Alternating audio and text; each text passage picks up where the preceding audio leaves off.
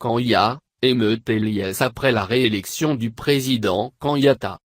Des émeutes et des scènes de liesse ont éclaté au Kenya dès l'annonce de la réélection du président Uhuru Kenyatta pour un second mandat de 5 ans, qualifié de mascarade par l'opposition.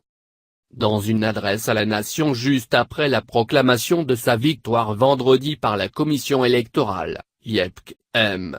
Kenyatta, crédité de 54,27% des voix, a tendu la main à son principal rival Raila Odinga, qui a récolté 44,74% des suffrages, et appelé à la paix.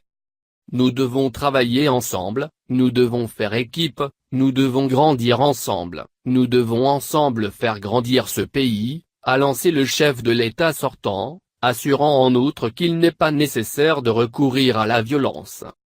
Mais 10 ans après les pires violences électorales de l'histoire du pays, 1100 morts, la victoire M. Kenyatta a été suivie de scènes de violence dans des bastions de l'opposition, à Kisumu, Ouest, ainsi que dans plusieurs bidonvilles et quartiers populaires de Nairobi, tels que Kibera, Kariobangi, Matar et Dandora.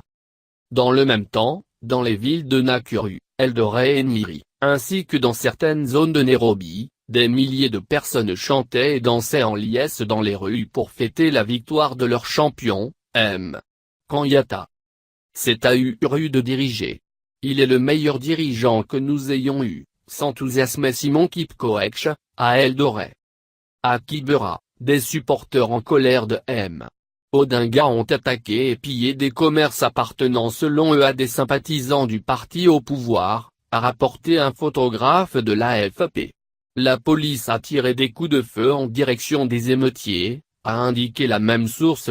Dans la ville de Kisumu, un groupe d'une centaine de personnes a également déclenché des émeutes dans le quartier de Congela, où des échauffourées avaient déjà eu lieu mercredi, a constaté un journaliste de l'AFP.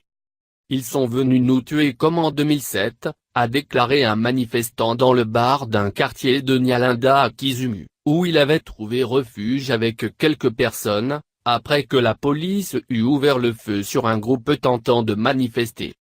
Bonne tenue.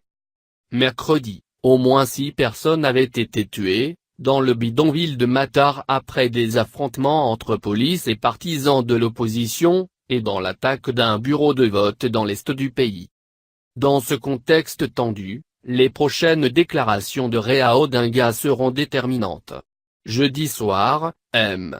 Odinga avait appelé au calme tout en ajoutant « Je ne contrôle personne. Les gens veulent la justice ». À 72 ans, M. Odinga livre certainement sa dernière grande bataille politique, lui qui s'est présenté 4 fois sans succès à la présidentielle. En 2007, il avait rejeté la réélection de Mwai Kibaki, lors d'un scrutin entaché de nombreuses fraudes selon les observateurs. En 2013, il avait aussi contesté sa défaite et s'était tourné en vain vers la justice. M.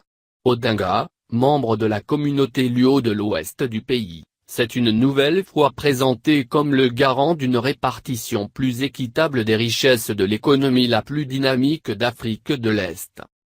De son côté, le président Kenyatta a mis en avant avec son colistier William Ruto le développement économique du pays, avec notamment la nouvelle ligne ferroviaire entre Nairobi et Mombasa.